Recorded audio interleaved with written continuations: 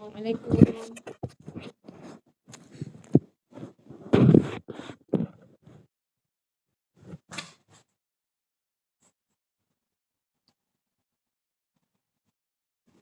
Boleh dengar ke suara saya, everyone?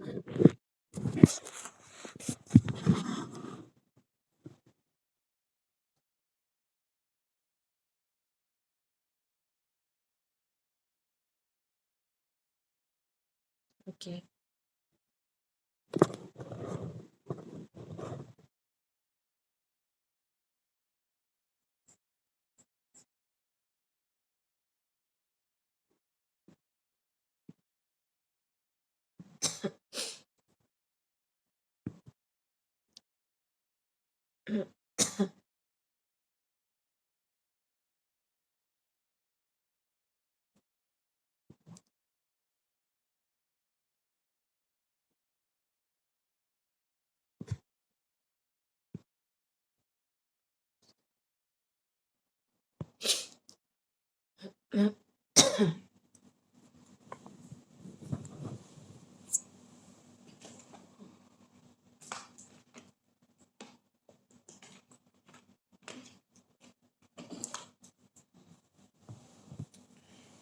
Yang ustaz awak membuat macam tu.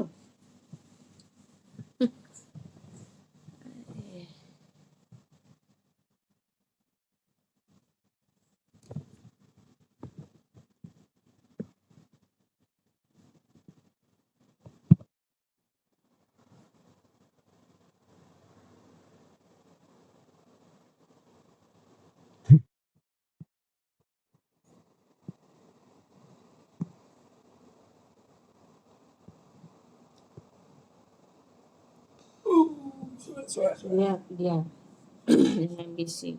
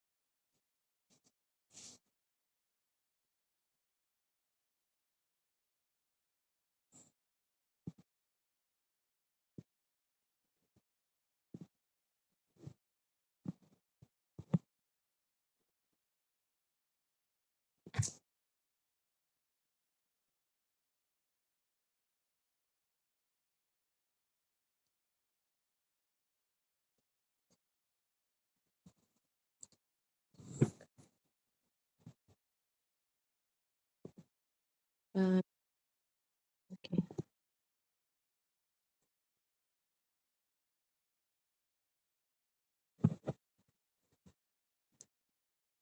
Assalamualaikum Farza. Okay. Alright. So insyaAllah can we start the session, Farza? InsyaAllah boleh Doktor. Okay, insyaAllah. So Assalamualaikum and greetings to our honourable guest speaker, Mr. Farza Omar, to our respected fellow lecturers, Dr. Sharida, Madam Rose Imelda, Sir Shafiz and all students. InsyaAllah we'll begin our session with Umul Kitab Al-Fatihah. Bismillahirrahmanirrahim.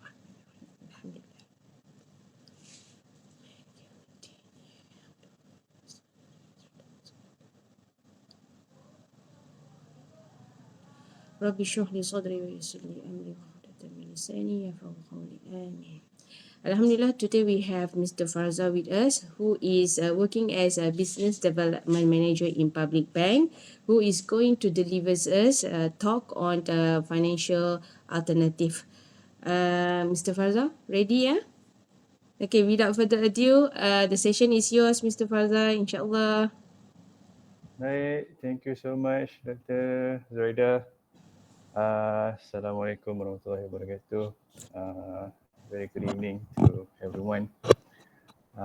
First of all, I would like to express my gratitude to Dr. Zuraida for giving me this so-called opportunity lah, I would say, to share with everyone a little bit information about our banking industry. Before kita start lah session ni, I was informed by Dr. Zuraida as well that this session is going to be a light and easy session. So kita try to share information regarding, I was given the topic by Dr. Zuraida, specific topics lah to share with everyone untuk today punya ni kan session. Before kita start the session, if you guys don't mind, I'll just give some quick introduction about myself lah. My name is Farza Omar. I've been working with public bank for 12 years. It was my first job. It was my first interview. Until sekarang lah, I would say kan. I kenal Dr. Zuraida pun dah quite sometimes. Actually, I was her student lah last time. I was a student last time. She taught me finance kot, if I'm not mistaken.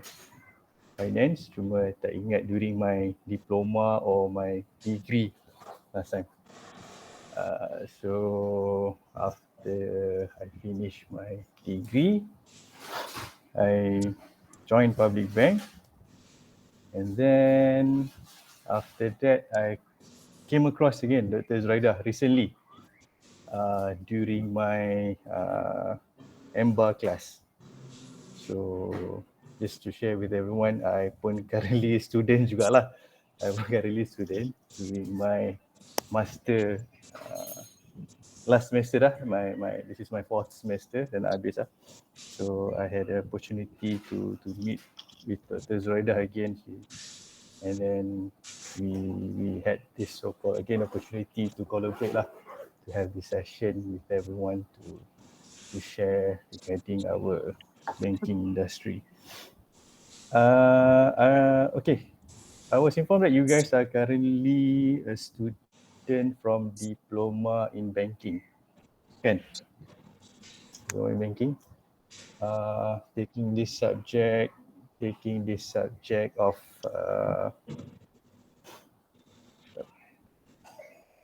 commercial banking, operation, and digital banking. Is it right? Or okay.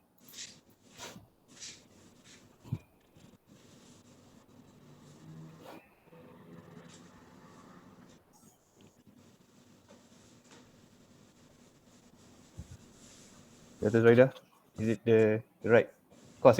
Yeah. Okay. Correct, Mr. Farza. This is something interesting. Commercial banking, operation, and digital banking. These are the two, I would say, core functions dalam banking.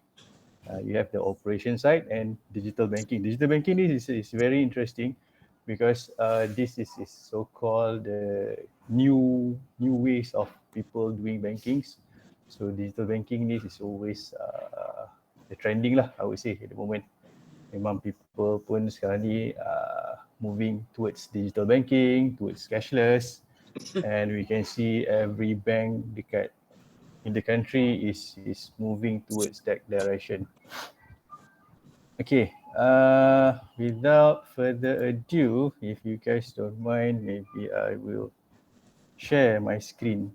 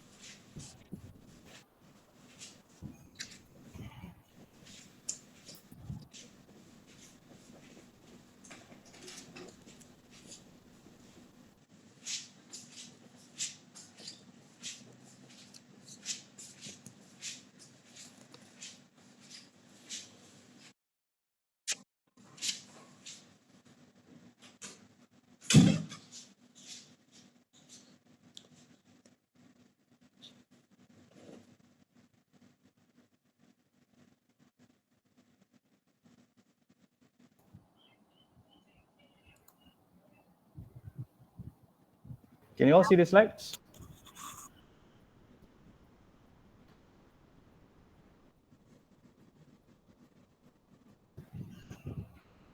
Farza, I see nothing, Farza. Nothing.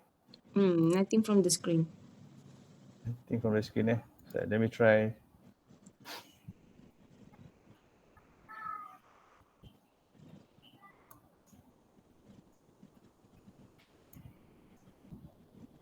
Okay, can you all see the slides right now?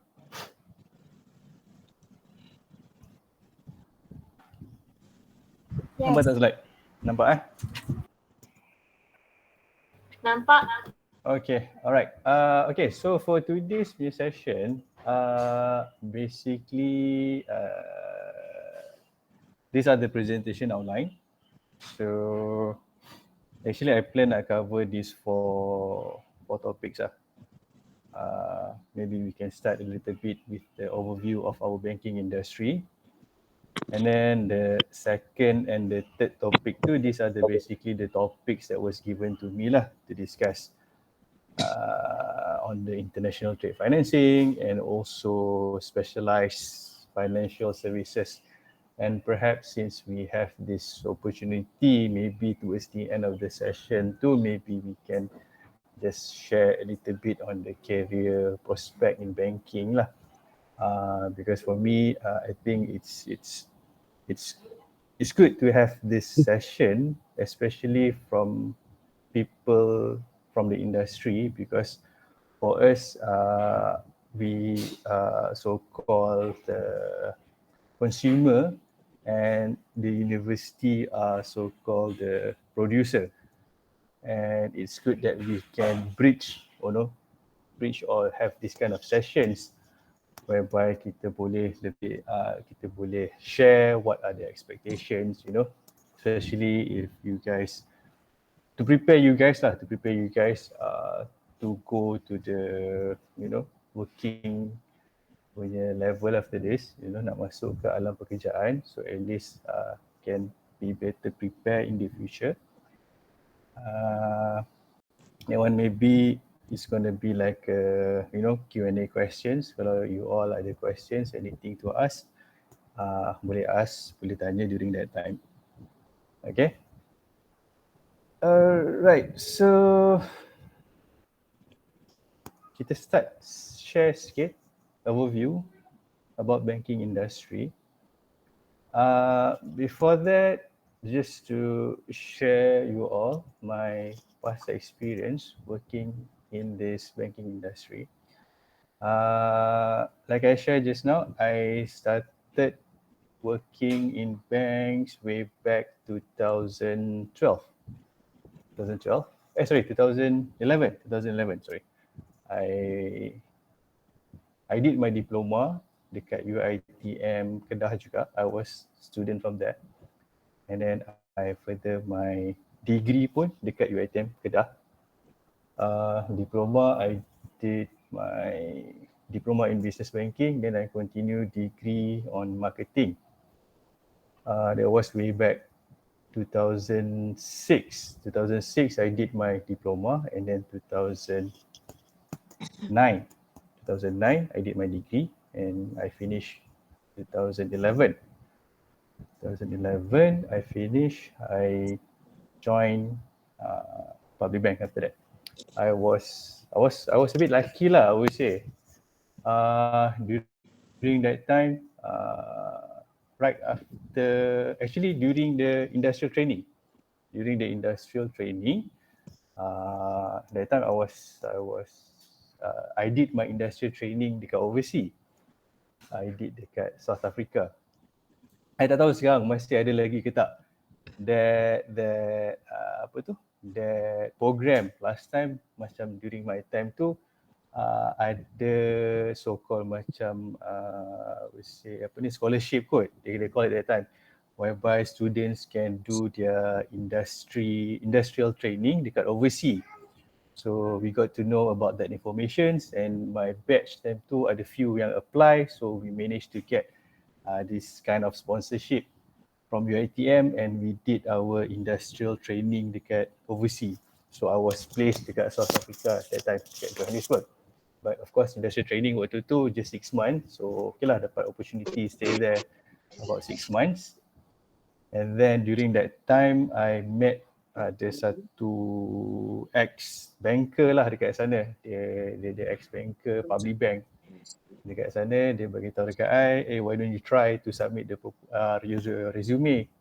So I was there dekat Afrika tu, I submit my resume, and then right after I came back, after I finished my viva tu, I got a call from public bank, got for a job interview, and then straight away, alhamdulillah, I dapat kerja dekat situ. So that's where I started. Basically, myself, actually I'm more involved dalam online banking. That's why bila I nampak tajuk digital banking tu, I was interested to share my experience lah in digital banking, in online banking, because that was this is my current job punya ni.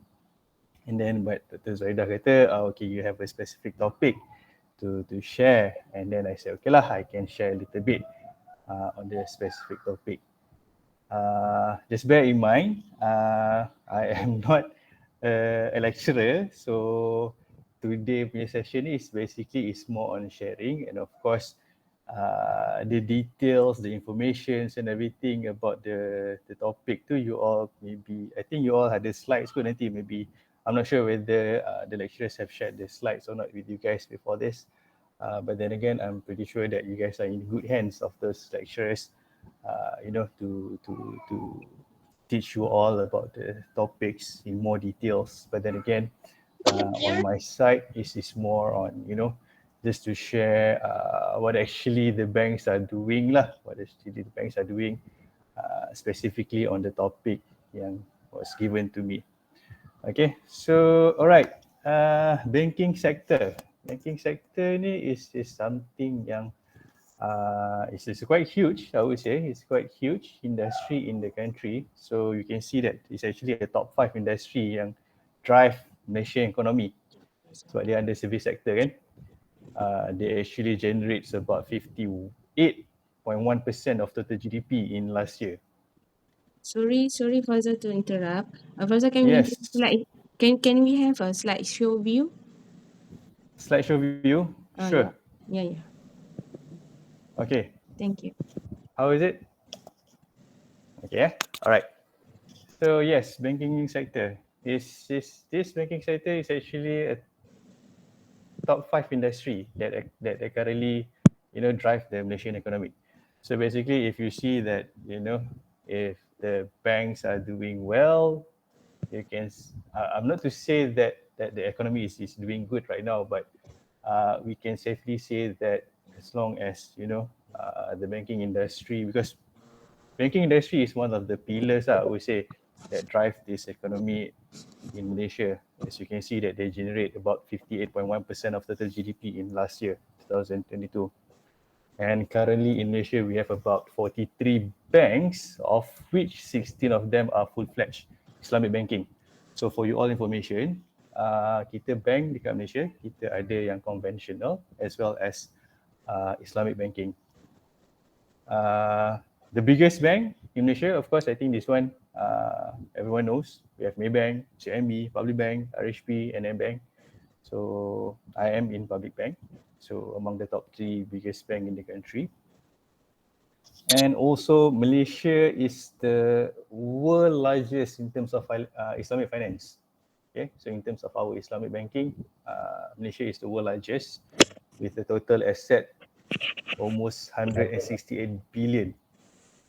Okay, it covers about 25% of Malaysian banking in total asset. So I think the next second, if I'm not mistaken, is UAE. So banyak country yang actually try to emulate lah kita punya Islamic banking. So Islamic banking kita quite strong lah, I would say. And our main business of banking ni basically deposit, financing, payments and collections. So kalau cerita pasal bank, inilah dia. Inilah dia yang punya our main business. Deposit, financing, payments and collections. Okay, deposit ni basically normal lah. You have either your savings account, your fixed deposit. It's people save the money with the bank, simpan duit dekat bank. And then financing is orang pinjam duit dekat bank for all kind of purpose. Sama ada you nak beli barang, you want to have a car, you want to buy a house, or you run your business, so you can always borrow money from the bank. And then we also do the payments and also collections. Basically yang ini these are the common ataupun core business that banks are doing lah. Okay, if you guys have any questions, feel free to stop me. Because I am looking at the slides right now, so I may not be able to see the other screen. So kalau ada ni, just unmute yourself and just ask the question lah. Okay. Alright. Untuk today's punya session, basically kita cover, kalau tengok dekat core business tadi tu, we are covering financing lah. Financing ataupun pinjaman. Pinjaman yang kita berikan kepada customer. The topics ni, if I look, dia lebih kepada business punya financing. Because dekat bank, kita ada normal customer, retail customer, individu yang boleh buat financing, and we also have business customer. Business customer basically diorang ni buat financing untuk nak run diorang punya business lah kan. That's normal lah. And kita cover today more on international trade financing. International trade financing is something yang interesting, something yang quite huge juga dekat the bank, although they are not the so-called the top business lah in the bank. Because for us, we are commercial bank. Commercial bank ni dia punya main core dia lebih kepada retail loan, finance, international trade financing ataupun trade finance ni for us in public bank kita tak adalah strong sangat.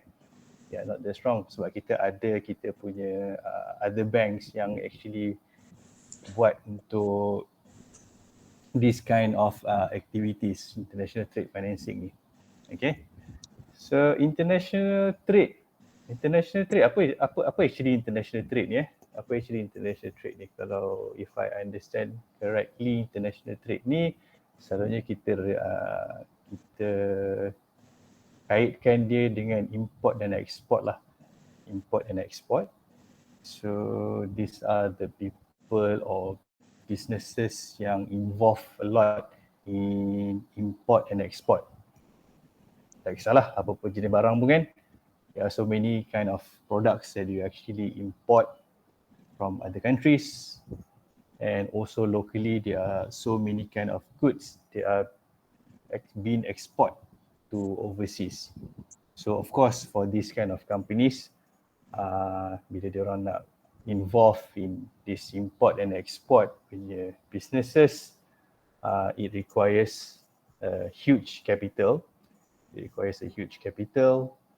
It requires a huge amount of money, to run the business because it's going to be big for them. So that's why bank dia rasa ada keperluan untuk we provide this kind of service, this trade financing. The subtitle dekat dalam ni, these are basically whether letter of credit, export credit financing. These are what we call as instrument lah, financial instruments.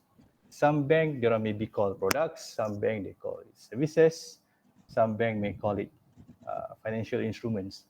So each and every bank they ada their own uniqueness, because in terms of the product or in terms of this instrument, they are basically the same.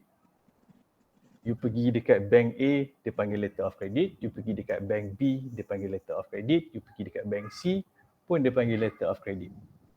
So how they actually attract the customers, how they actually make their instrument more attractive, So this is what we are doing to compete among each other, among the banks.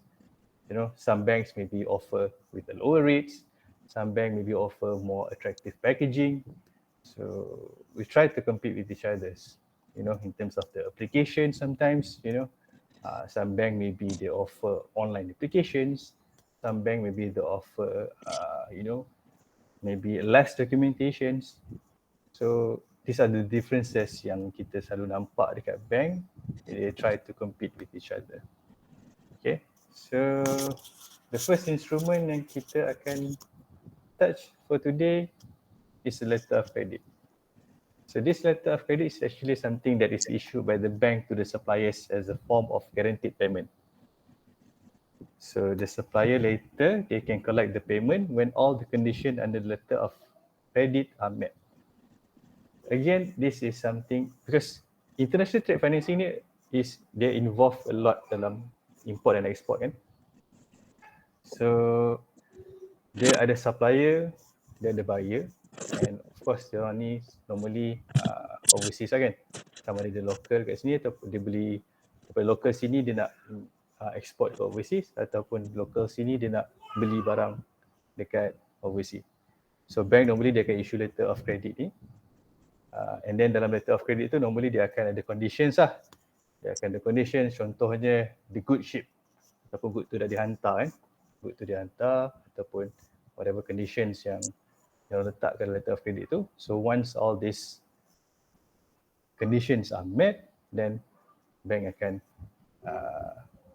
keluarkan payment ataupun the supplier dia bila dia dah fulfill dia punya obligations tu. Contoh macam myself, I am a buyer, so I beli from my supplier, and then of course dalam I punya letter of credit tu, I bagi tahu I nak benda ni dah sampai dekat I punya tempat, everything apa semua, and then bank tengok everything is good, then supplier dia akan collect the money from the bank lah after that. So the payment will be made. So what are the advantages of using the letter of credit? Letter of credit ni dia worldwide acceptance. So basically, majority banks in the world, they are using this letter of credit, a standard letter of credit. And also they will ease your cash flow without the need to pay in advance. So as a buyer kan, you nak beli barang, so you tak perlulah nak gunakan you punya cash to pay in advance because you dah share the letter of credit to your suppliers, and it's confirmed that the bank akan, you confirm you akan, as a supplier tu you confirm yang you akan dapat email payment. So this is the letter of credit. Okay. Next, kita tengok on the export credit refinancing ataupun ECR. Again, these are all the instruments that involved dalam import and exporting. So export credit refinancing ni dia allow financing of production and export of the local manufacturers and traders. Basically, export credit refinancing ni, it was introduced to promote our Malaysian export ataupun international trade. Kita nak promote our local companies untuk export barang dia orang. So basically dia macam saya cakap tadi, macam saya share tadi, nak import export ni is something yang it requires a huge capital. It requires a huge capital. So what happened is that as a bank, kita akan tolong all these local companies by introducing this kind of instruments. So for public bank, advantages of using our export credit refinancing ni, kita offer kind of low interest rate. So lebih memudahkan companies lah, tak membebankan companies sebab interest rate dia rendah. And then dia punya maximum refinancing of 120 days pre-shipment and also 180 days of post-shipment. So refinancing, nominal value about 100k ataupun 90% of the export orders. So kita boleh refinance up to 95% of the export orders. Kalau untuk pre-shipment, based on the performance, and kalau post-shipments, 100% of value of the export bill. And last, the advantages of using this export credit refinancing available for pre-shipment and post-shipment. So kita boleh offer the refinancing tu pre-shipment pun boleh, post-shipment pun boleh.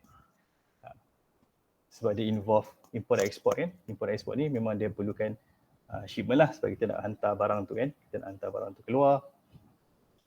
So kita boleh buat dia punya refinancing. Alright.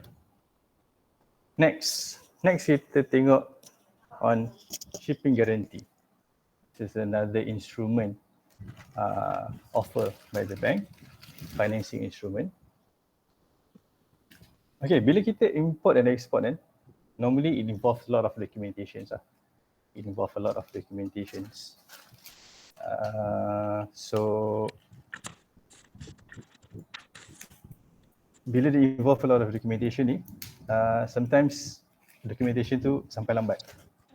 Documentation because you either need to send the documentations.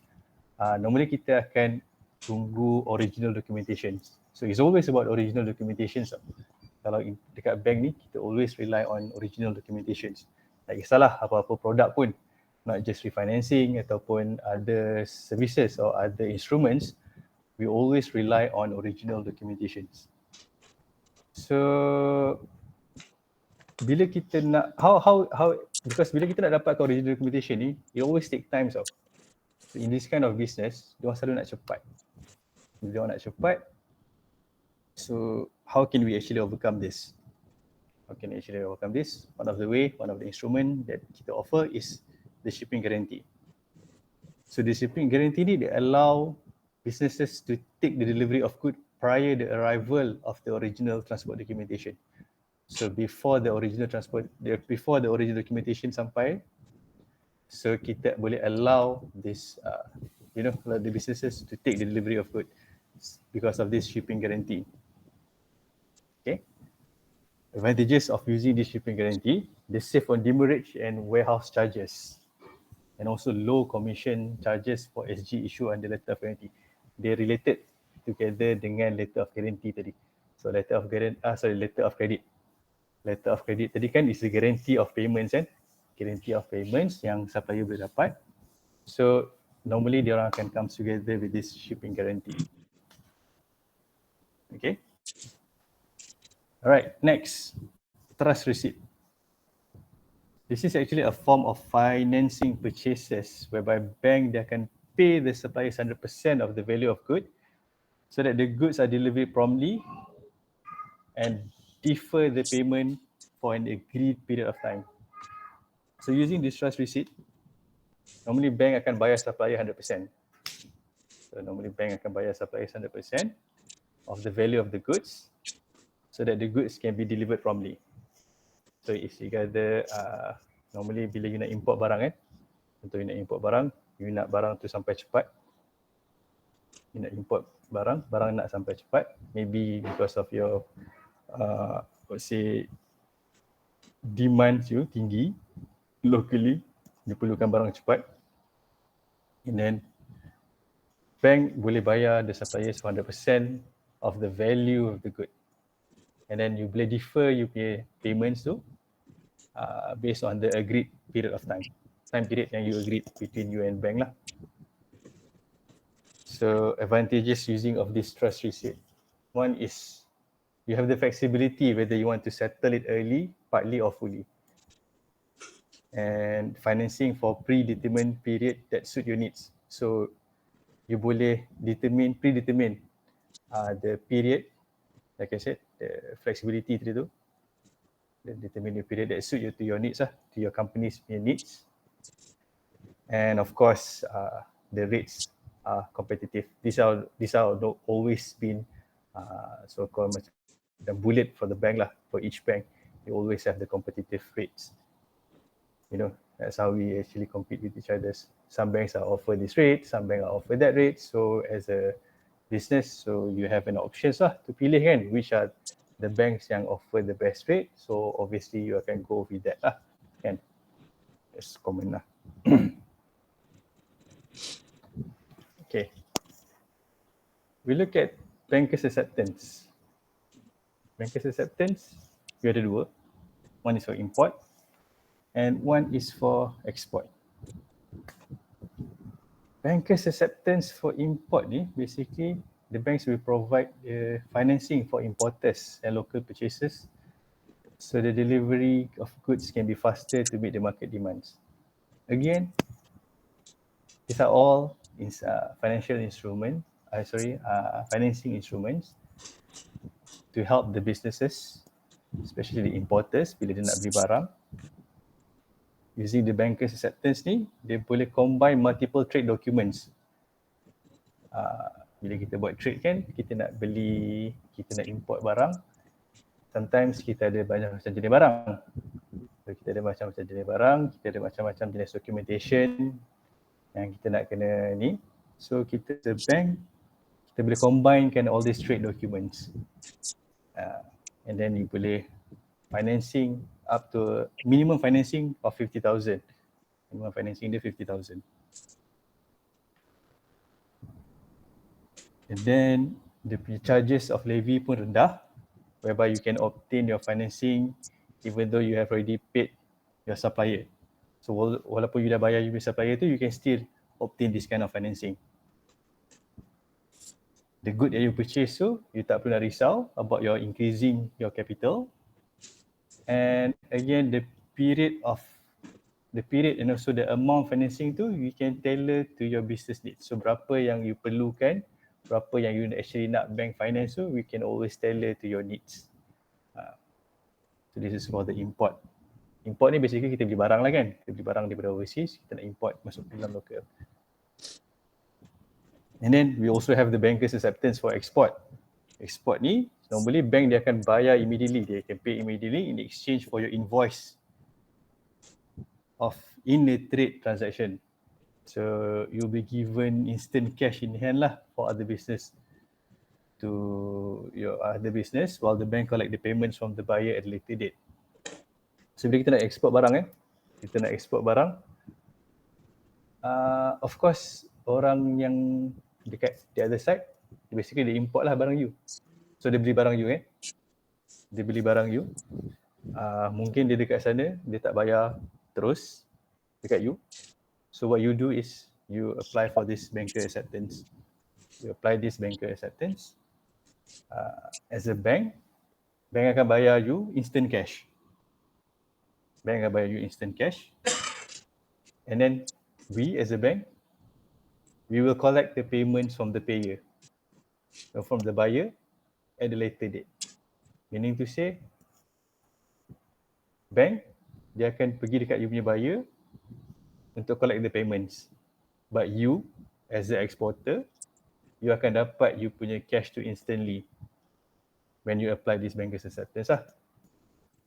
So that you can use that cash yang you dapat tu to do the other business needs.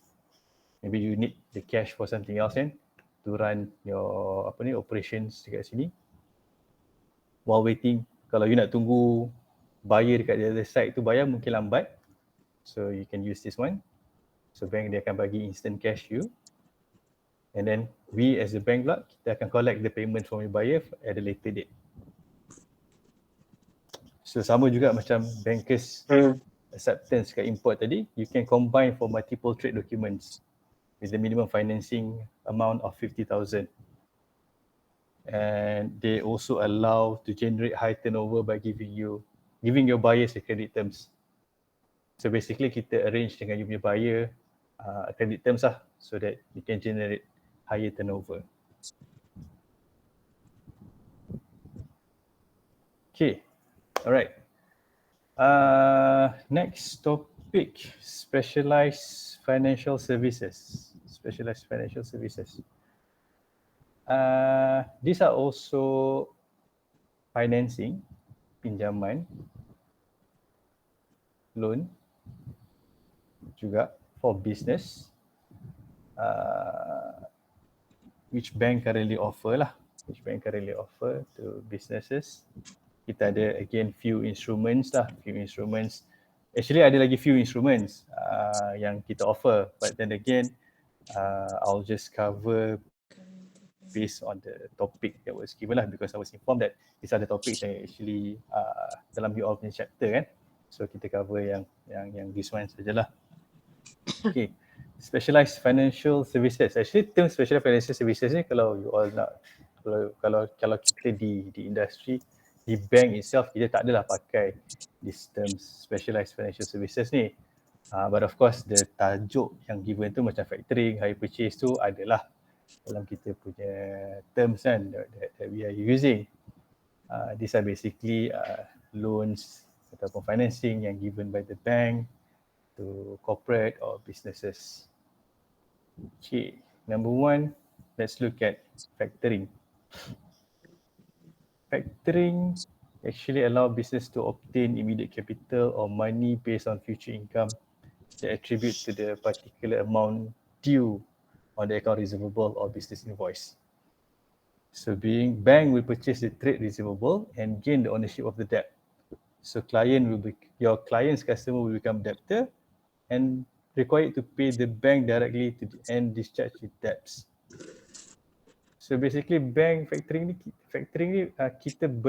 bank dia akan purchase the trade receivable. So kita own the debt on behalf of the clients. Okay, so we help the clients to buy dia punya trade receivable ni, and we take the ownership of the debt. Of course client tu dia ada hutang lah dengan customer dia kan. So client ada hutang dengan customer, so bank purchase that trade receivable, and then the client customer tu pula yang menjadi debtor to the bank. Dia jadi debtor to the bank, and it requires to pay the bank directly. So dia akan bayar to the bank. Dia akan bayar to the bank in order to discharge his debt. So you as a client, you will have a better cash flow. You have zero commitment fees, and you can get cash advance by using invoices as collateral. Okay. Next is hire purchase. Hire purchase, normally kita relate hire purchase ni with car loan lah.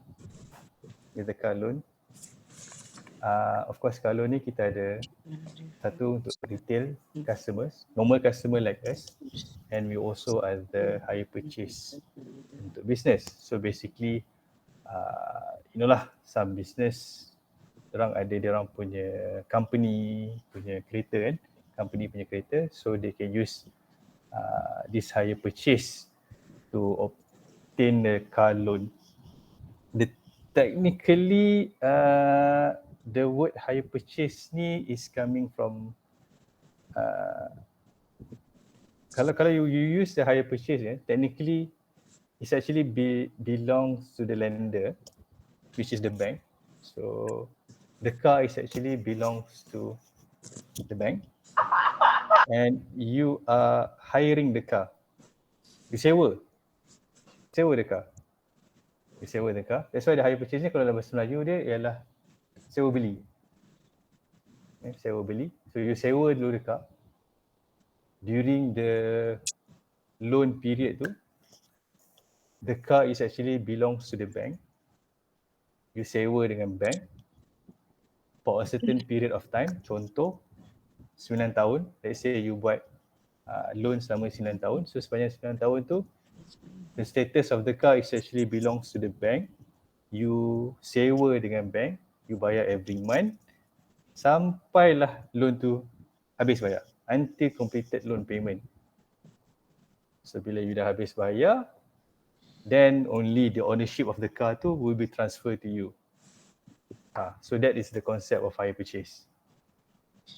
So it's a loan yang specifically normally is using for car loan, yang mana bila kita bagi loan tu, status of the car tu still belongs to the bank.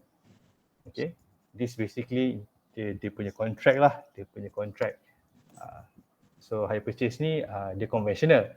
So kalau Islamic, dia ada dia punya Islamic punya financing lah. So hire purchase normally used for conventional. Again, dia bila kita buat loan tu, the car is still belong to the bank sepanjang the period of time tu sampai you habis bayar, then only the title or the ownership of the car tu will be transferred to your company. So these are the hire purchase. So you have the flexibility of repayment period up to 9 years lah. Normally kalau hire purchase car loan ni memang maximum 9, or some banks ada buat 10 years depending on the type of cars, you know, the car conditions. So different banks will have different ni lah. And again, kalau you tengok, it's all about the competitive rate that been offered. So different bank, they ada different rates. So to attract customers, and we as a bank, we have to offer the better rate lah, so that you know your customers, because dia tak macam rate, dia tak macam kata apa, sebab hire purchase is common among all banks. So dia punya contract pun more or less the same, the application pun more or less the same. But then again, how you differentiate among each other, among banks, one of it is to offer competitive rate, so that the customers can come to you and you know get this financing hire purchase from your bank. All right. Next, we look at leasing. Okay, leasing allow companies to acquire asset without having to invest large amount of capital upfront, which can be very helpful for new business or company that operate with limited budget. The owner of the goods bank is the bank, who at the customer's request buy it from the supplier chosen by the customers at the agreed price between them. Dia sama juga macam hire purchase tadi. Cuma leasing ni kebanyakannya selalunya business apply untuk diorang dapatkan contoh macam factory, machinery. So bila dia nak beli machine, of course kalau company factory lah, kalau factory yang you know big factory and stuff, so dia nak ada dia punya machine kat dalam tu, dia nak install machine kat dalam tu, it requires a large investment amount. Okay, nak beli machine mahal, so what they will do is they will apply leasing from the bank. So they lease from the bank to acquire that asset. Dia sama juga macam hire purchase tadi. Tapi hire purchase tu memang specifically untuk car, but leasing ni selalunya untuk contoh macam machineries, what else machineries selalu common. Ada few lagi lah few lagi, maybe you guys can Google as well lah. leasing punya products yang selalu orang pakai. Beza leasing dengan contoh macam hire purchase tadi kan, macam hire purchase tadi macam I share dengan you all tadi. Bila you buat hire purchase, at the end of the period tu, the car will, the ownership of the car tu will be transferred to you. Beza dengan leasing ni, bila you tamat tempoh you punya loan tu, you punya pinjaman tu, you buat leasing tu, you will have an options whether you want to buy that thing ataupun you tak nak. Meaning to say you pulangkan balik pada bank. Because benda tu still belongs to the bank during the leasing tu. So you ada options whether you want to buy or not. That's why macam example yang I give to you just now kan, machinery kan, dalam factory machinery, kita tahu dalam machinery ni in terms of the technology, it always change kan. We know that the technology is always change and the technology is changing rapidly, fast, regardless of the industry. Even banking itself, industry, the change of technology tu memang very fast. So kalau kita talk about the machinery, you always ataupun constantly need to change your machine due to the technology changes. So normally that's why people use leasing ni, so that dia ada option bila dah tamat tempoh leasing tu, dia boleh tukar new machineries. You know, sebab dia ada options whether they want to buy or they don't want to buy. So dia boleh continue to lease a new machinery replacing the old one. So ni beza leasing dengan normal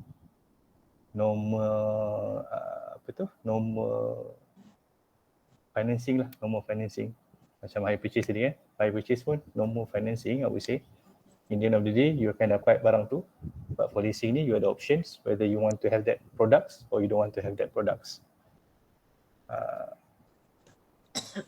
Another good example, contoh macam, I'm not sure whether you guys are using telco punya package. Macam nak dapat phone, kalau you perasan phone kan dia ada monthly installment kan.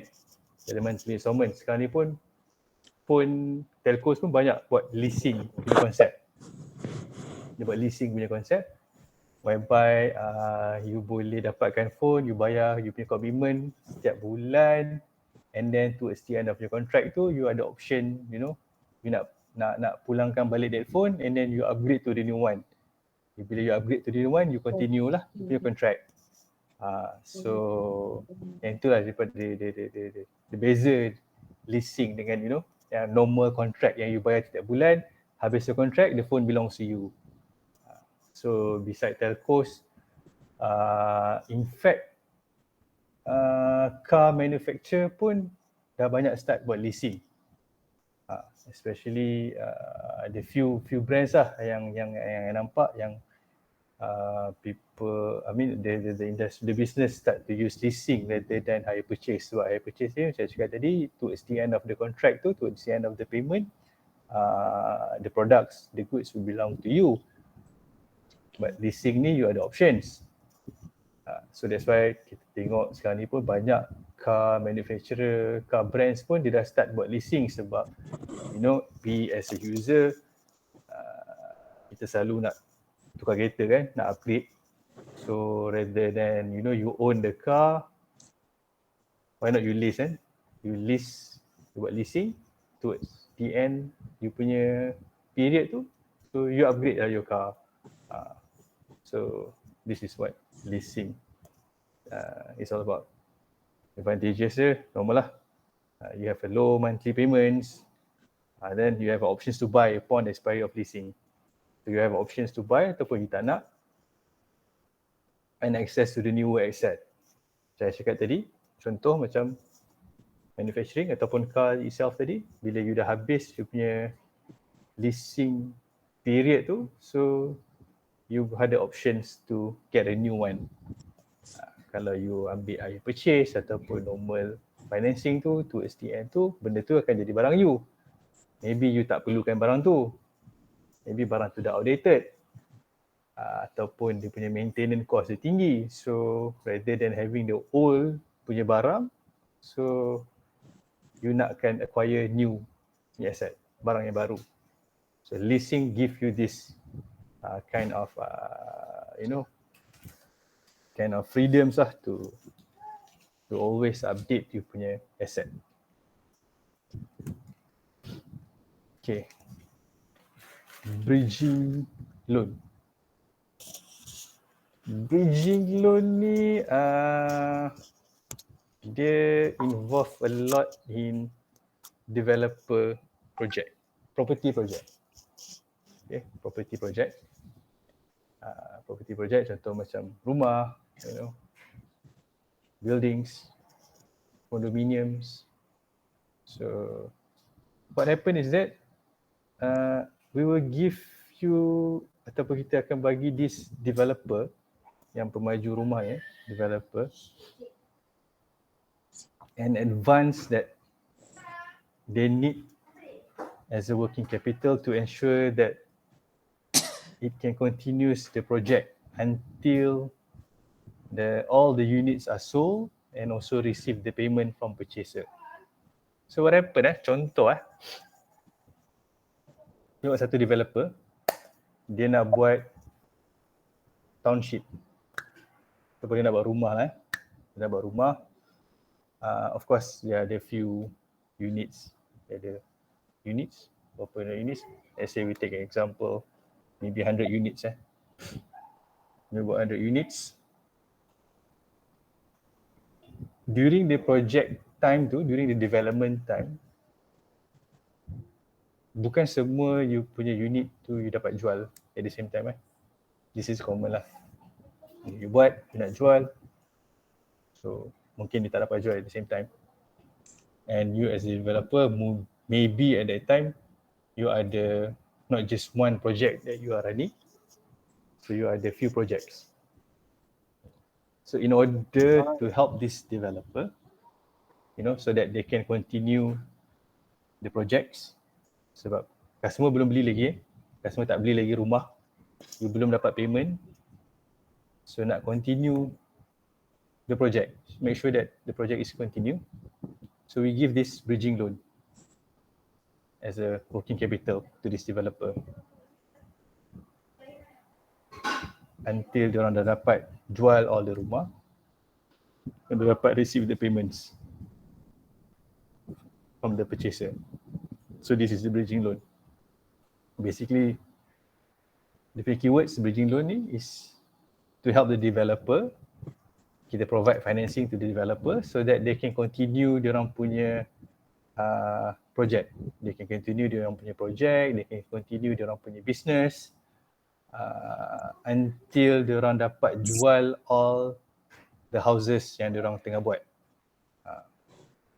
Because of course kita understand bila kita buat rumah, of course kita perlukan lot of capitals perlukan lot of capitals.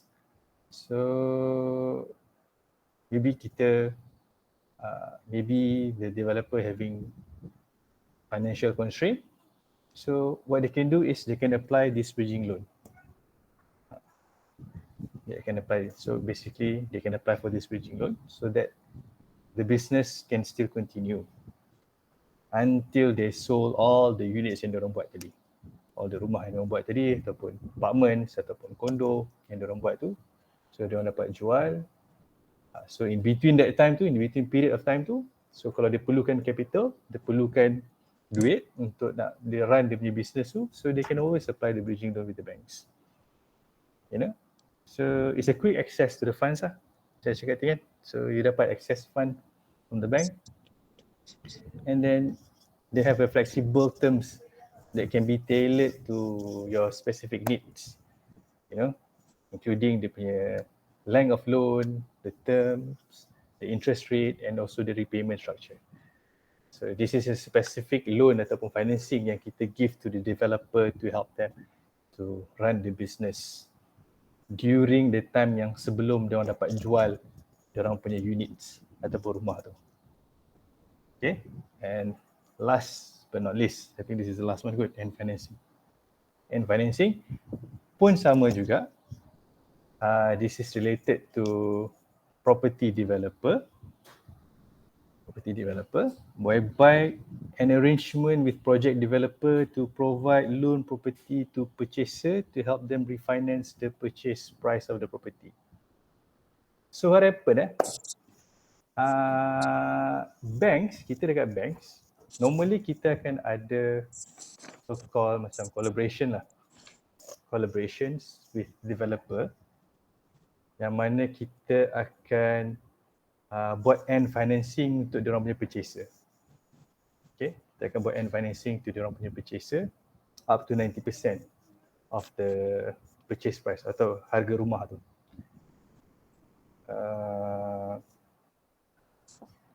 Bila developer nak jual diorang punya rumah, instead of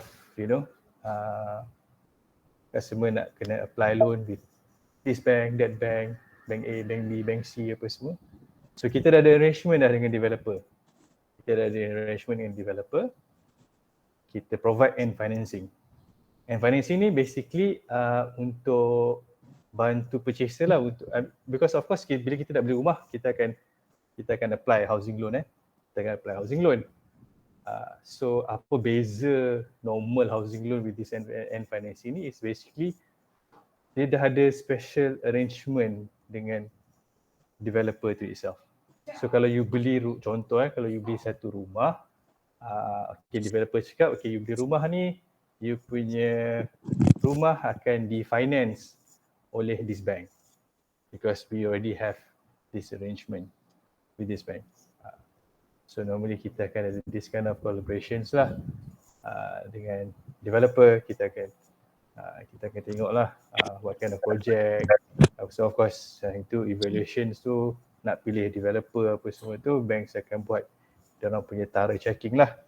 Evaluations whether this developer is good or not, apa semua kan. How is diorang punya financial status, so on and so forth, before we can actually have this kind of arrangement. So basically in financing ni to provide the loan to the property purchaser, to the buyers yang nak beli rumah ataupun nak beli property. So kita akan bagi loan up to 90%. Normally loan memang 90% maximum yang bank akan bagi, regardless whether it's a car loan ke ataupun housing loan. Normally we will give 90% and 10% will be the down payment from the customer itself ataupun buyer. 10% tu basically is just to show your commitment lah bila nak beli nak beli sesuatu. Of course, we as a bank, kita nak tengok jugalah you punya commitment. So that's why loan daripada bank ni is always about 90%. Okay.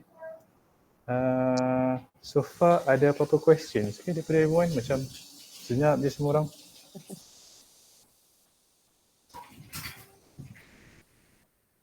Any questions? Okay guys, any question to Mr. Farza?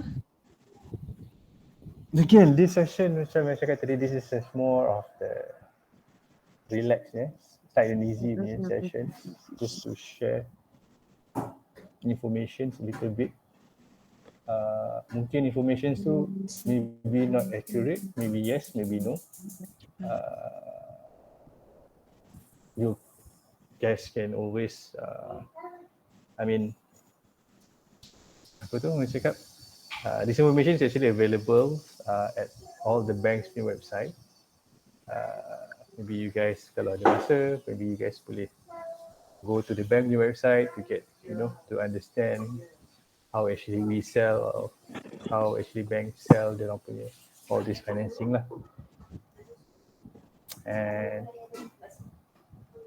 dalam kelas pun, I think, I'm not sure whether you guys have touched this topic before this or not, or this is the first time you guys heard about this information, but anyhow, I believe that maybe after the session, there will be another round of discussion with other lecturers, to find out more details about these products and or these instruments. Have more informations to understand further. And then again, if you have any questions, feel free to answer. Feel free to ask me any questions or clarifications. Not just regarding this topic, not just regarding this so-called financing topic, but if you have any questions, pertaining to banking sector, apa semua, you can just always ask. So, any questions? I have question. Yes. Siapa ni? Sekejap Let me just... Do you mind if I just go back to the screen sekejap? I just stop sharing so that, you can see the... Yes. Rambut. Siapa ni? Nur Atira. Yes. May I speak in Malay? Boleh je. Okay je. Okay, kalau pelajar yang dia hanya ada diploma, so Okay. bahagian mana je yang sesuai dengan dia untuk kerja banking? Good question. Good question. Kalau you all ada diploma, bahagian apa yang sesuai untuk you nak bekerja di bank? First of all, in banks kita ada banyak division, banyak department, banyak division, banyak department. Secara am kita ada satu bahagian deposit, bahagian simpanan. Dan secondly kita ada bahagian loan. So these are the two I would say core products of the bank. In between tu of course you ada lah benda-benda lain You ada benda-benda lain macam you ada online banking. Myself I kat dalam online banking. So you ada you punya credit card, you ada you punya all other channels, ATM machine apa semua. So benda tu semua complementary of these two product. Kalau you tanya diploma, you nak masuk bank, okay, which department yang sesuai tu bergantung kepada you all punya minat satu. Sebab kita dekat bank, it's either you operation punya people ataupun you are doing sales. So bergantung kepada which yang you minat. You nak duduk buat operations. Operation ni basically buat kerja-kerja office lah. Kerja-kerja office ataupun you nak buat sales. So basically buat sales, you menjual lah. You menjual barang apa yang you jual tu bergantung kepada department apa yang you attach, department apa yang you masuk. And also you ada two location, two places lah untuk you pilih. Satu, bank you ada you punya main, which is the HQ, and also kita ada branch cawangan. Kalau you tanya personally, kalau boleh, don't stop dekat diploma. Don't stop dekat diploma. At least finish your degree. At least finish your degree. Then only you apply to work with banks. The reason why I say that is because the starting I would say the starting salary between a diploma holder and degree holder is quite significantly different. So it's good kalau you continue your study until your degree first, finish your degree, then only you apply to work with the bank. Not necessarily you continue until master. Why? Because for us in the bank, it doesn't require you to have a master to work in the bank. So we at the bank we don't really look at your so-called postgraduate punya qualification. It's always based on your experience or your skills, your knowledge and everything apa semua. But if you coming back to your questions whether which department sesuai kalau you ada diploma, again bergantung kepada you punya minat, you nak menceburi bahagian yang mana.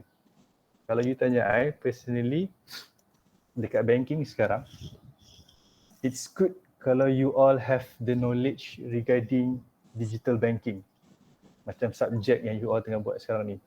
The reason why is that digital banking will be the main force for this banking industry. Everyone will go to digital.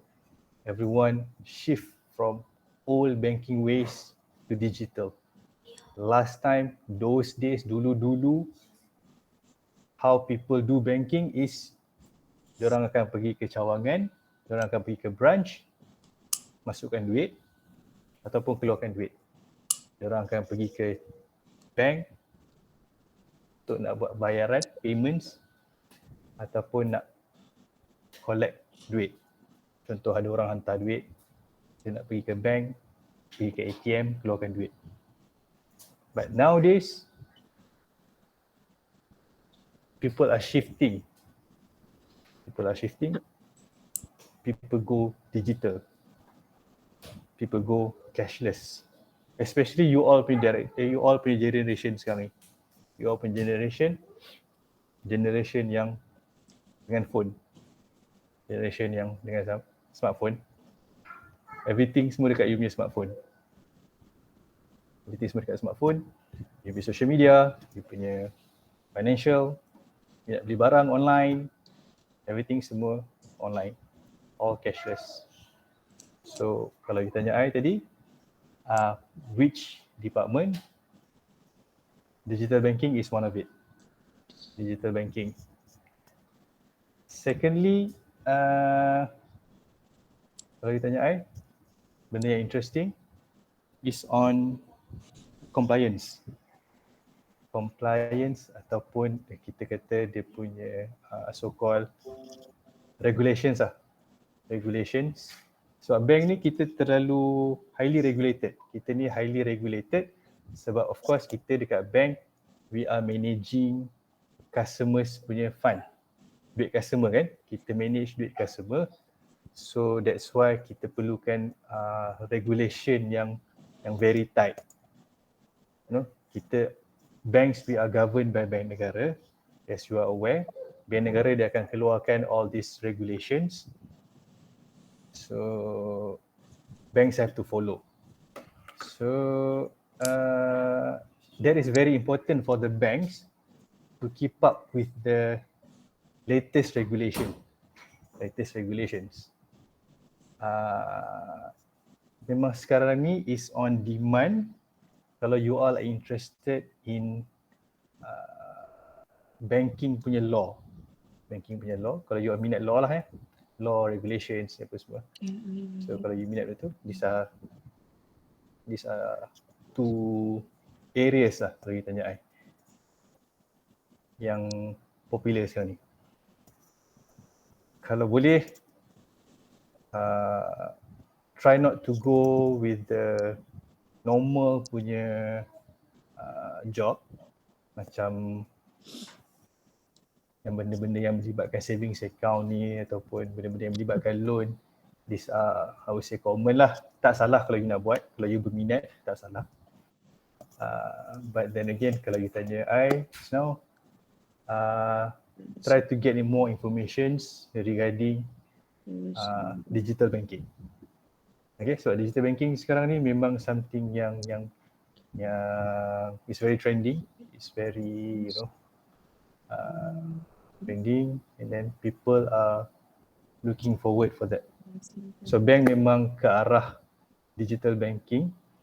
Everything semua nak digital sekarang ni. Even buka account pun you all expect to buka account online.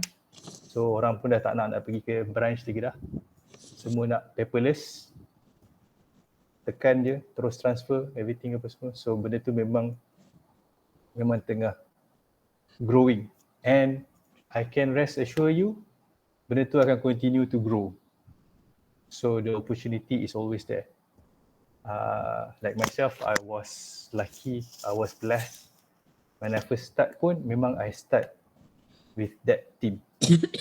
Just to share with everyone, when I first started in 2011 tu, our so-called internet banking ataupun digital banking tu, kita orang punya department is only dekat public bank you are talking about the third largest bank in the country. At that point of time, we only have 11 staff dalam team tu. Ada 11 orang je. Ada 11 orang. Over a period of time, to be specifically, over a period of 12 years saya bekerja dekat situ, we had grown, I think currently we have about 300 staff for the entire our online banking punya department. We have about 300. So imagine between 11, you grow until 300 over staff. So that is how the revolution,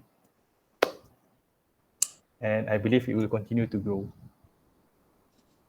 So I hope it answers your questions. Cik Atira. Thank you. Yes, Dr. Zuraida. Ya Farza. Sorry, saya demam hari ni. Yeah. Farza, one question from me. For the leasing kan tadi kan, you say that customer can keep the equipment or they can ask for the replacement, the new one. So Yes. let's say lah they ask for the replacement for the new one. So what happened to this old machine, old equipment? Okay. What happened to the old machine, old equipments? Normally apa bank akan buat, kita dia akan jual balik je lah. Normally kita tak akan acquire that things lah. For the bank, it is not our apa ni, so-called business to acquire whatever products or good yang our customers lease with us kan. For us, kita lebih nak provide dia punya financing. Kita nak provide dia punya financing so that they can acquire the products or the goods, the machinery or whatsoever. So in the end of the terms, kalau macam contoh Dr. Zuraida tanya tadi, so what the bank will do is normally kita akan, whether kita akan sell off dia punya ni lah, kita akan sell off the products and goods. So should the customers doesn't want to continue lah. Okay, faham. Okay, another question. For the bridging loan tu kan just now kan, so can the developer do subsequent loan? Maksudnya the first half of the year they dah loan dah, they ask for the loan and then they need more and then for the second half lagi they request for the second loan tu. Can they do that? Yes, they can do. Yes, they can do. Of course, there will be an evaluation lah. There will be an evaluation done by the bank. They will look in terms of the repayment, how is the repayments and everything, how is the banking support with the bank. So benda-benda tu memainkan peranan for the bank to decide to continue to provide the financing to the customer. Okay, I have a questions dekat notes over here. Sir, what is your job scope as a business development manager in public bank? And if you are willing, what is the starting salary? Okay, ini pun soalan yang menarik. Okay, first of all, let me just share what is my specific job duty dekat bank. Business development manager ni is basically simple word, we are doing sales lah. We are doing sales. Putri Noralisa, we are doing sales. Apa yang kita jual? Kita jual services. Which is online banking services. Kita jual online banking services to a corporate customer. What online banking services yang kita jual? Ada beberapa produk yang kita jual. Basically, kalau you all familiar, sekarang ni kita ada internet banking, betul? kita ada internet banking. Dalam internet banking tu you all boleh buat macam-macam. You all boleh tengok account balance, you all boleh buat fund transfer, you all boleh bayar bill, you all boleh what else lah normally dalam tu, transfer accounts, yeah, those kind of thing. That one is for individual customer. At the same time, kita ada corporate customer, business customer yang guna internet banking. Okay, so dia guna internet banking untuk buat dia punya financial services, financial transaction. So apa kita buat? Kita provide internet banking so that company ni dia boleh menguruskan dia punya kewangan dengan lebih efisien. So my main job, my core duty is to always get a new business customer to use public bank punya internet banking. So I have corporate clients specifically for government agencies lah. For government agencies, kita ada corporate, kita ada government. So for my team, I jaga for government. So basically I punya client banyakkannya semua government agencies, kerajaan lah. Kerajaan yang mana kita akan engage dengan diorang. Kita engage dengan diorang, kita kata, please use public bank punya internet banking. Untuk apa? Untuk diorang punya pengurusan kewangan, cash management. Okay, cash management dia. So dia nak bayar gaji, contoh bayar gaji, dia nak bayar gaji dia punya staff, dia nak bayar dia punya supplier payment, ataupun dia nak terima payment daripada dia punya customer, kan? Macam contoh kita ambil simple contoh UiTM. We take example UiTM. You all as a student, you all ada fee you all ada yuran yang you all nak kena bayar kepada UiTM. So what happen is that instead of you bawa cash tu pergi ke UiTM, Dr. Zraida, okay, this is my yuran, bayar ke Dr. Zraida, cash RM100. So that is not the way of doing business lah, kalau you tanya kan. So what happen is that we come as a bank, kita provide online cash management to your ATM so that you all as a student ni, you all nak bayar kepada UiTM, you can use online. Contoh. Okay, so you nak bayar kepada online. So kita as a bank, kita akan dapat duit tu, so kita akan uruskan duit tu lah. Kita akan uruskan duit tu, so kita akan beritahu, okay, student A dah bayar, so kita inform ke UiTM. So UiTM dapat duit tu. So this is basically my core duty, I would say. So apart from getting a new customer, getting new corporate customer to use public bank internet banking, of course existing customer we have to maintain the relationship lah. We have to maintain the relationship, and also we have some operational punya things jugalah. Of course bila melibatkan online ni, kita tahu dia melibatkan sistem. So bila dia melibatkan sistem, it's not 100% perfect. Sometimes system down, kan? I believe you all pun pernah experience nak login dekat UiTM punya portal, for example, tak boleh nak masuk, kan?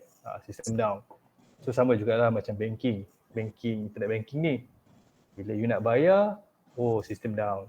Ataupun bila you dah bayar, duit dah tolak. Tapi you punya tu tak dapat duit. So this kind of operational matters ni, we will handle lah, kita akan handle benda tu.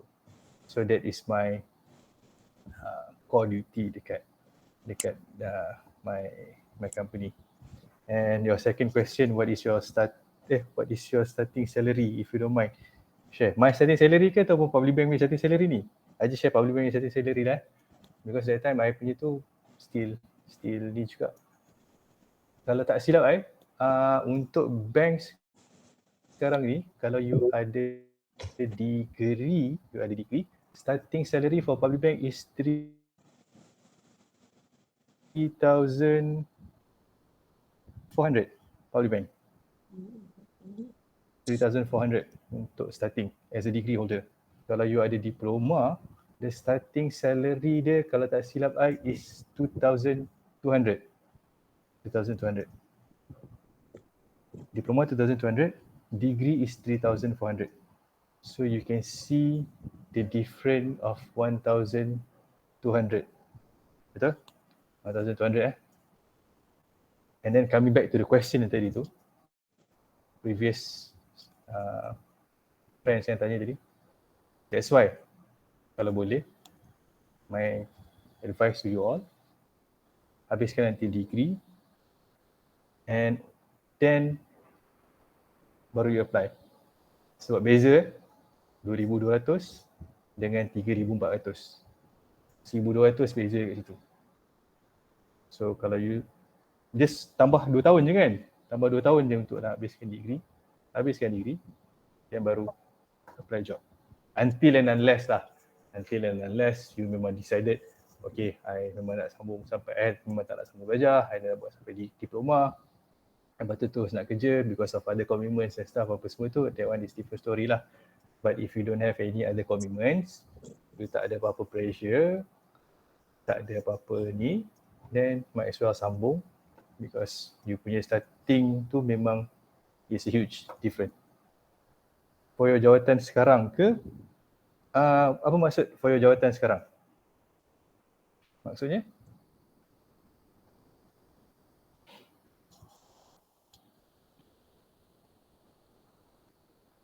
I guess maybe maksud for jawatan sekarang, jawatan sekarang mungkin okay, macam ni, I've been with Public Bank for 12 years, 12 tahun. I started from zero. Oh, 3,000. Okay, zaman I tak.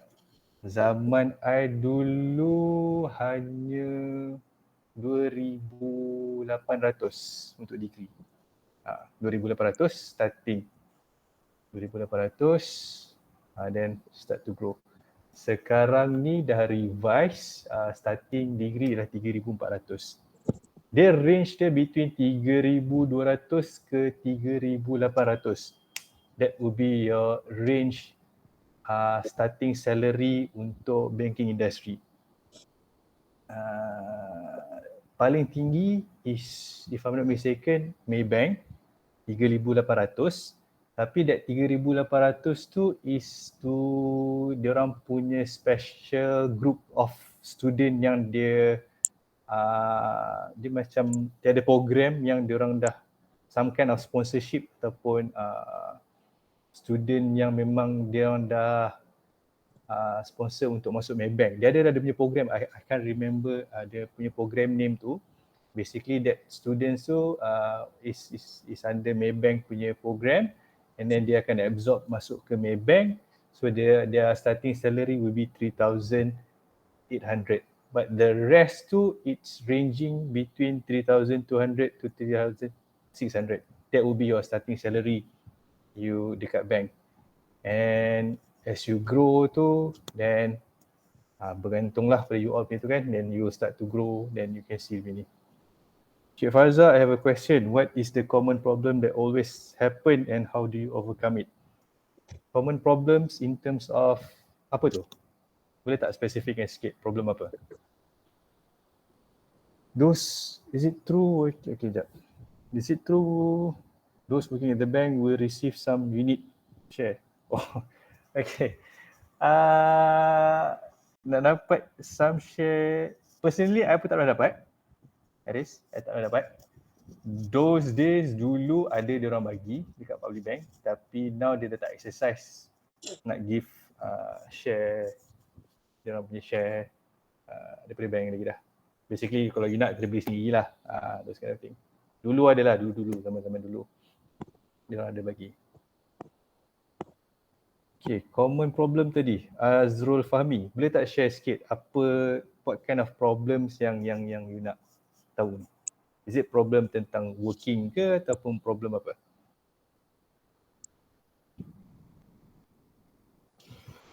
Working. Okay, working.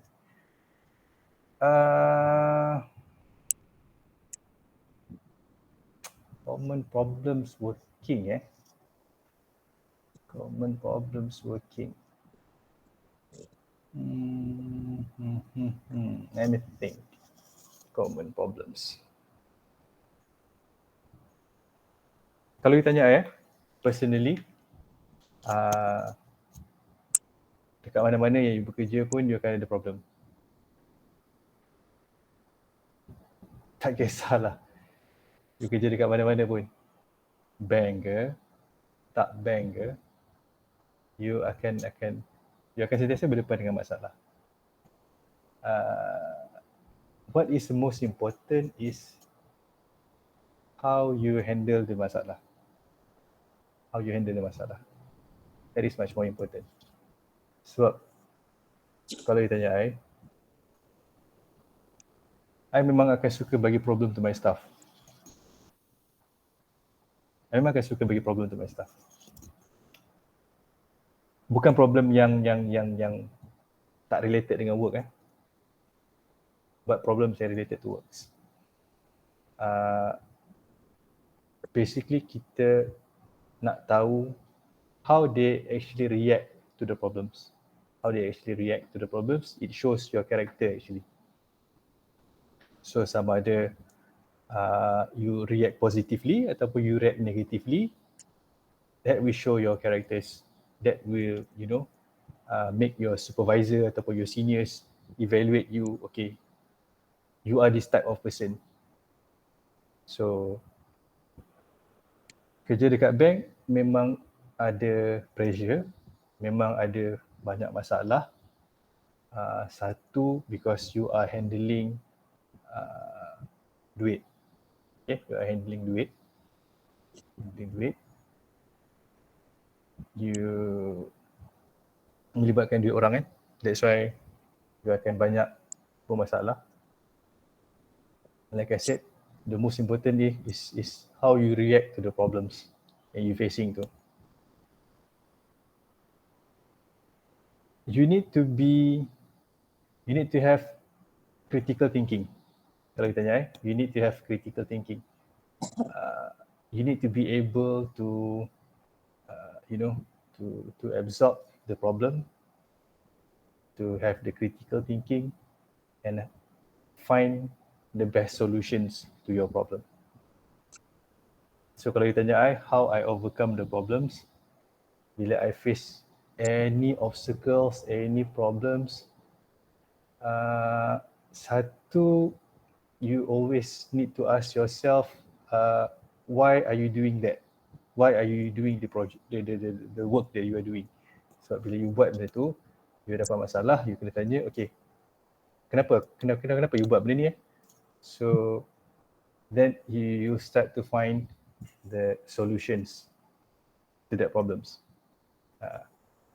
So, because for me, I always believe that every problems dia punya penyelesaian. They always have the solutions. There's no problems yang tak ada solutions. People don't create the padlock without the key So bila you ada masalah, you mesti ada solution. You just have to relax, sit down sekejap. So masalah dekat working place ni memang senang cerita, sepanjang you bekerja tu memang you akan sentiasa jumpa masalah lah. You akan sentiasa jumpa masalah. So kalau tak ada masalah sangat pun you akan boring. Kan? You tak lively pula you punya nanti. So bila you jumpa masalah tu, you just have to, have to be able to have the critical thinking so that you can boleh dapat the best solutions to your problems. Okay? Alright. Any more questions? Any more questions, guys? So Shafiz, any question on behalf?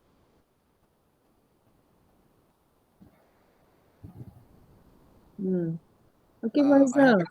Okay. Okay. So if you can see shipping guarantee, this is my main understanding on my problems in understanding what is shipping guarantee. So as we know, shipping guarantees is basically a guarantee provided by the bank to the shipping companies so that we can release the item. We can get the shipping goods from the shipping company. All right. So why shipping guarantee is placed under financing product instead of just a guarantee provided by the bank towards their customer? Why is it under Financing. financing? What shipping guarantee is a financing. I thought it's just only a guarantee given by the bank towards the customer in order to collect their goods from the shipping companies, right? Okay, shipping guarantee ni is actually a part of instrument under trade financing. Dia bukanlah specifically under financing. If that help to answer the question. Okay, so macam ni sir. Dekat bank, tajuk yang you all beri dekat I ni is specifically on trade finance. Okay, trade finance. Trade finance ni dia adalah satu bahagian yang asing daripada normal financing. Dia tak duduk sekali dengan other loans, be it car loan, housing loan, apa semua, dia tak duduk sekali. Beza dia trade financing ni I would say in terms of diorang punya documentation. Dia documentation dia lebih kompleks. In terms of diorang punya application forms, in terms of diorang punya requirements, diorang punya regulations and everything. Apa semua tu dia lebih kompleks. So shipping guarantee ni is, yes, it's true, it's not a financing, it's just a guarantee. But then again, it is part of trade financing punya product. It falls under trade financing. So under trade financing tu kita ada few instruments yang tadi tu. You have all the bankers acceptance lah. You have other what else you have just now? You have other export credit refinancing apa semua tu. So shipping guarantee pun is part of instrument yang involved dalam trade finance. Dia tak involve directly dengan normal financing product yang kita ada. Macam hire purchase, car loan, housing loan apa semua tu, personal financing. That one is separate punya product. So shipping guarantee ni dia memang specifically under trade finance, and that is why it was put under this topic. So hope that answered the questions. Okay, thank you, Cik Fazal. So literally, we don't really apply a loan from the bank in order to get the shipping company, right? It's just Shipping guarantee. Yes, correct. Yes, it's just a part of the business requirement for doing trade finance. You know, for doing import exporting ni, it's part of the business requirement yang mana dia perlukan this kind of instrument. So they came up with this shipping guarantee. Right, thank you so much, Cik Fazal. Yeah.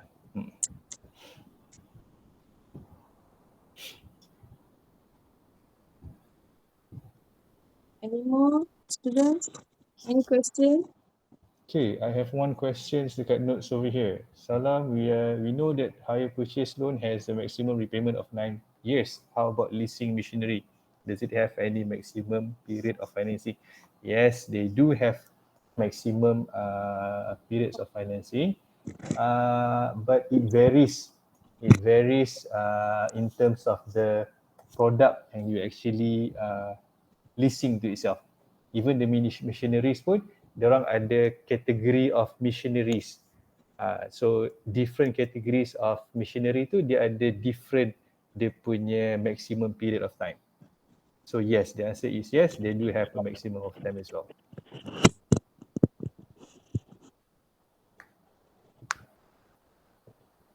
Farza, talking about OPR ni kan, and I heard that probably ada increment lagi in near future kan. So Okay. how do you see the demand for this trade financing, especially for the businesses? Okay. For businesses, I'm not too sure whether OPR has direct impact to trade finance, because normally OPR ni dia related to other finances lah, other finance yang contoh macam you all punya personal loan, housing loan, everything tu semua yang tie together, kita orang punya base lending rate apa semua tu kan. I'm not too sure whether it has direct impact or not. But then again, with the increase of OPR ni, if let's say for example memang dia ada direct impact to the financing, then of course as a business dia akan ada dia punya impact in terms of dia orang punya repayment lah. Increase in OPR will resulted in increase in your rate. But then again, Doctor, I'm not too sure whether trade finance ni ada direct impact or not on trade finance. Okay. So we can say that trade financing ni dia more to businesses. What about government? Governments ni involved in trade financing juga, or they apply for this trade financing? Do they? Government trade financing, government this one I'm not too sure, because I'm not too sure how the government runs in terms of diorang punya import exporting tu lah. From if I'm just talking about public bank itself, if we are just talking about public, memang involve business entity sajalah, business entity. I'm not too sure about the banks whether they do provide untuk government ke tak. So in terms of public bank, memang as far as I know, as far as I'm concerned, memang kita just offer for businesses sahaja, business entity. Okay, Fazal. So Yes. students, any further question, anything yang you want to share or highlight, Mr. Fazal? Any questions that you want to ask, not just related to the topic, but as I said, Yeah. anything that is related to the banking industry. I'll try to share lah as much as I can. Because this is basically a session yang for me is a giving back session lah. Giving back session. Giving back session macam like I said, been with Dr. Zuraidah pun dah kenal for quite some time kan. So it's good. It's nice to have this kind of session. Okay, questions? Any more questions? Before maybe 1 or 2 questions. Fazal, one question again for me. Okay, for the Yes. higher purchase tadi kan you will say that it's a very common punya types of loan kan. Okay, let's say lah rate offer by public bank dalam 2.9% and then Maybank they offer dalam 2.8%. Okay, for kereta ni katakan Vios lah. Okay, so can the customer bargain? Okay, can the customer bargain for the rate? Okay. Before I answer that question, how actually we determine the interest rate? How actually bank determine the interest rate yang dia nak charge to the customer? Okay, just to give simple overview. Bila kita simpan duit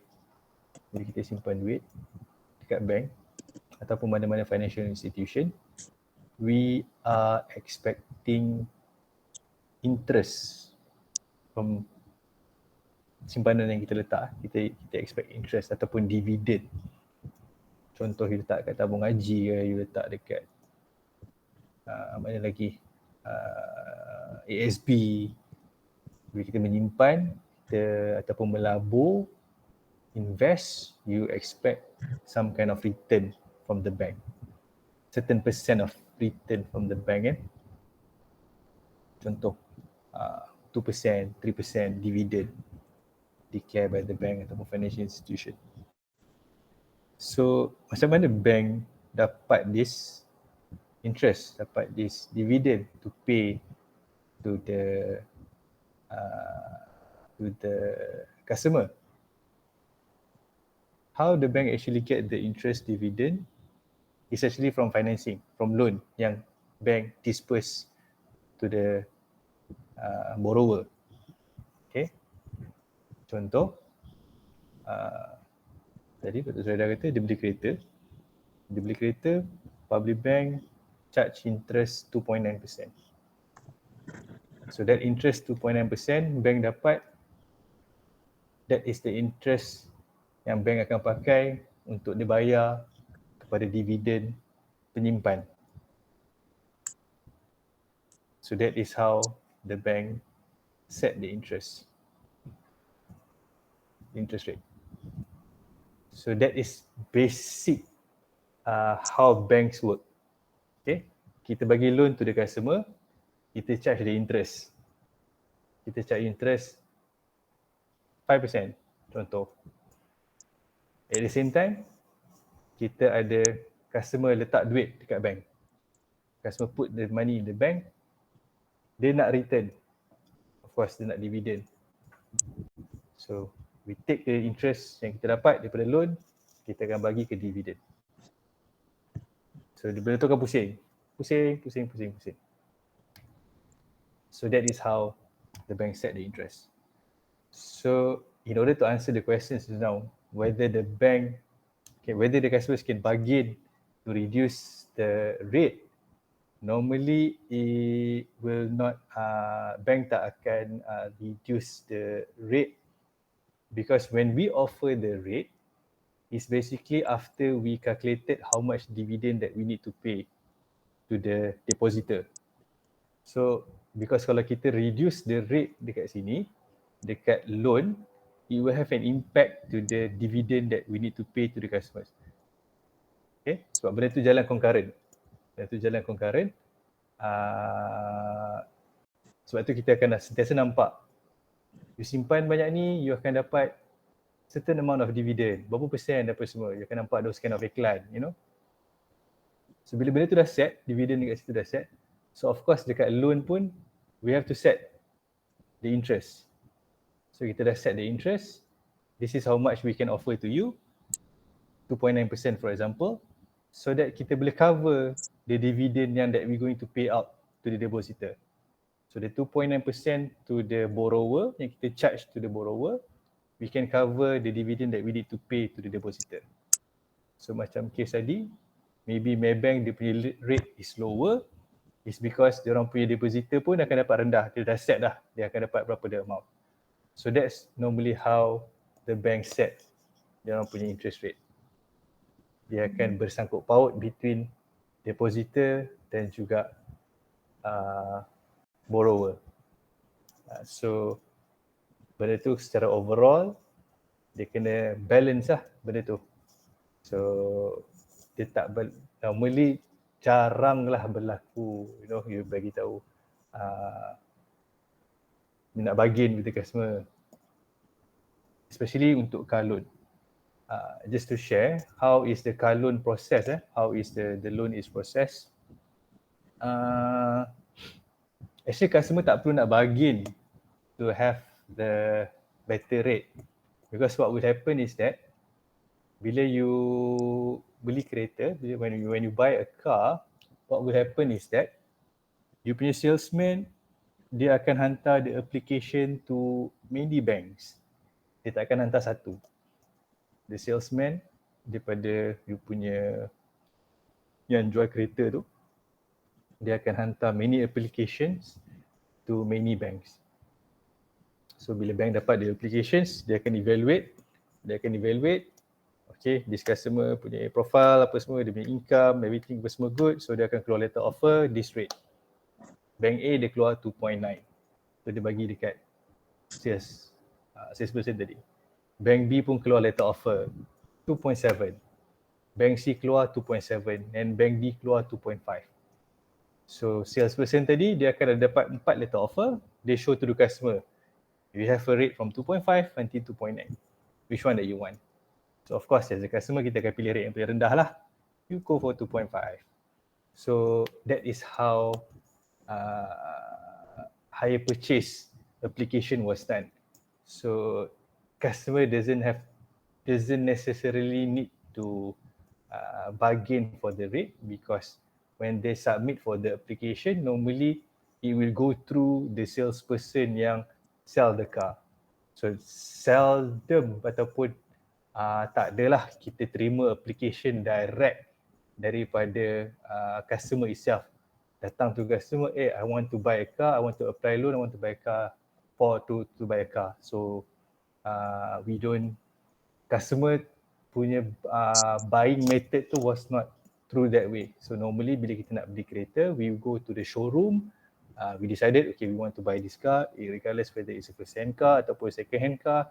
So kita akan beli kereta dekat showroom, whereby dekat showroom kereta ni memang it was provided the services whereby the application of loan tu will be done by these people. Okay. Okay. So meaning to say kita boleh request lah Fazal kan.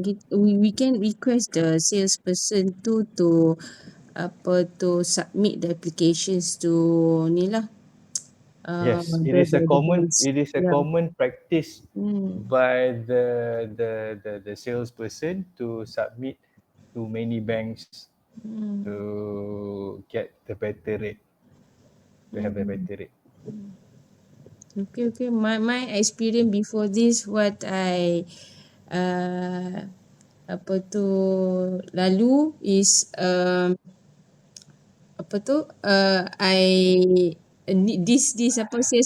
this salesperson ni dia just offer public bank saja. Dia tak offer pun from other banks apa semua. So now I know that from part of the customer we can request. Kan? We can Yes, request we can request. this salesperson to submit our applications to a few banks for the loan, right? Yes, correct.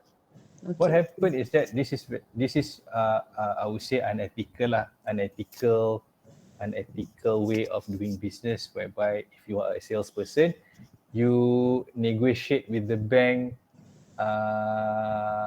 you negotiate with one bank to provide this loan cases to one particular bank sajalah. That would be unethical. Kalau doktor tanya saya, it would be unethical for the salesperson. So contoh macam I deal dengan this bank, for whatever my case, I akan bagi dekat you. So bank bagi some kind of commissions dekat dia. This would be unethical as a salesperson. We know ada salesperson yang buat macam tu. So normally as a bank, kalau kita dapat tahu yang ada processing officer daripada bank ni yang memang ada that kind of arrangement, so normally we will take actions against that officer lah. So normally at the banks we don't allow this kind of practice. Of course we know that, sebab kita tahu memang ada this kind of practice lah, so that's why kita tak allow this kind of practice to be happen in our bank especially. So mungkin Dr. Zuraidah at that point of time mungkin terkena that kind of arrangement lah, whereby the salesperson tu dia dah ada special arrangement dengan bank. Okay, I just hantar to one bank only, so you make sure you approve, then bank akan bagi dia some kind of commissions to this salesperson. That one will be unethical lah. Okay, understood.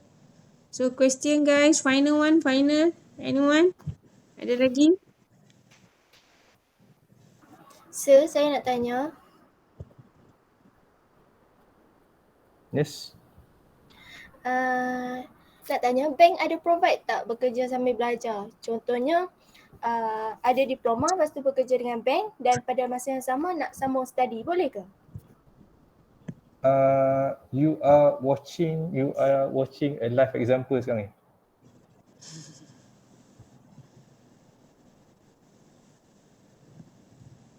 Dapat tak jawapan?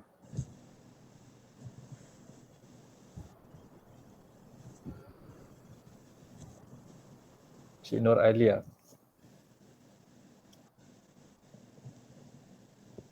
Alia, are you there?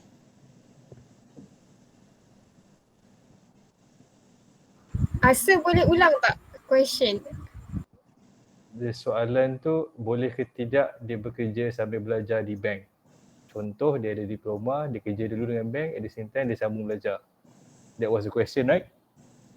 Yes. Okay. Jawapan dia ialah you are watching the live example sekarang ni.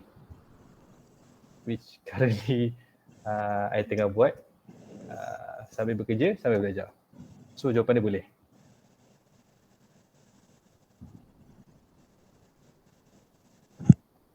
So what will happen is that different bank mungkin dia ada different practice whereby bila okay, dia macam ni tau. Bila you masuk dengan certain level of qualification, normally you akan dapat certain level of grade lah. Kita panggil dekat working ni kita ada level of grade. So mungkin you akan dapat, kalau degree you dapat you punya grade, you punya diploma mungkin you punya grade 1.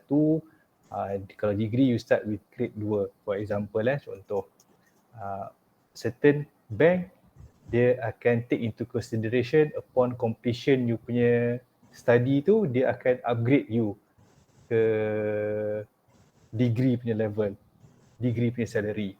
Ada certain bank tu dia tak take into that consideration.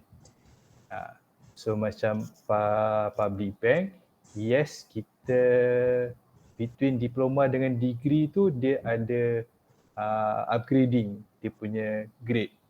So kalau macam you start dengan diploma, you join diploma, lepas tu at the same time you further your study and then you completed your degree. So once you completed your degree tu, you will be upgraded into degree punya level. Yes, they will. Cuma dia penat sikit lah. Bekerja sambil belajar ni dia it's tough lah. But if you willing to take that kind of journey, then of course boleh je, no issue. Asa.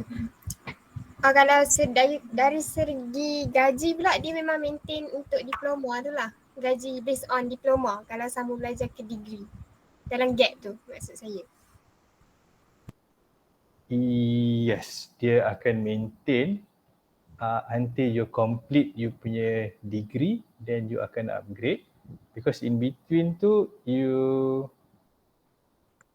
of course in between tu you akan ada you punya increment lah kan. Every year you akan ada you punya increment sampai you complete you punya degree, then kita akan upgrade you punya grade tu kepada degree punya level. Automatically you punya salary pun akan berubah menjadi degree punya level. Tapi selalunya kebanyakannya bank, especially private bank lah, private bank dia akan sampai ke degree sajalah dia punya qualification yang dia orang punya minimum qualification tu. Kalau you sambung further tu, you macam you buat master ataupun you buat PhD, normally benda tu dah tak ada apa-apa impact to your position, your career path, your growing tu dia dah tak ada apa-apa impact. Like for example macam myself sekarang pun, when I further my master, if I completed my master pun, it doesn't have any impact to my current position or even to my current salary pun, it doesn't have any impact. So it's basically it's just for my self-upgrading, just for my self-upgrading. Dia different from government sector. I believe government sector they do look into this qualification punya level. Kalau you naik master, you ada upgrading, you naik ke PhD, you ada kind of upgrading. I believe government they do practice that. But unfortunately dekat private sector, that one doesn't carry much weight lah, I would say. Dia tak carry much weight, especially for masters dengan PhD ni, because bila you dalam industri, It's more on your working experience. It's more on your skills. That one is much more important lah. Kalau macam you buat certification yang specifically to you punya job tu, that one of course dia ada dia punya impact. Kalau you buat macam general, macam buat master in business kan, benda tu is very general, very broad. So dia tak adalah direct impact to my actual job kan. So dia tak adalah apa-apa impact dekat situ. So yeah, hope answer the questions. Okay, insyaAllah. So I believe this is very interesting session, Farza. Alhamdulillah, I syukur. hope so. I hope so. I hope Okay. so. So thank you so much, Farza, for the highlights, for the sharing. So that's it, Thank you. everyone. Thank you so much for having me. Thank you so Yeah. much. At the same time pun, saya nak minta maaf kalau ada tersalah bahasa, tersalah ni, especially during the presentation tadi, because benda ni is not something yang my area of expertise, so maybe the information tu mungkin tak sedetail yang you all expect or whatsoever. But then again, I hope that sharing the experience of working in banking industry ni would help you guys to have a better preparations for the future. Who knows one day if you guys decided to join this banking industry, who knows, we could came across a path kan. Kita akan berjumpa balik suatu hari nanti, maybe di industry you guys join, maybe kita akan jumpa balik, who knows kan. So hopefully anyway, I wish you all the best. Make sure study hard. Sekarang ni the point of time yang you all tak perlu nak fikir sangat lah yang pasal career path tu apa semua lagi kan. But then again, just focus on your study and all the best for your future. Thank you so much. Thank you for having me with today. Thank you for the opportunity given. Thank you so much. Yeah, thank you, Farza. Thank you, everyone. Assalamualaikum warahmatullahi wabarakatuh. InsyaAllah. All right, thank you. So guys, don't forget to fill up the attendance form now, insyaAllah. So Farza, nanti apa-apa saya get back to Farza now, insyaAllah. Baik, Doktor. Thank you so much. Okay, Farza.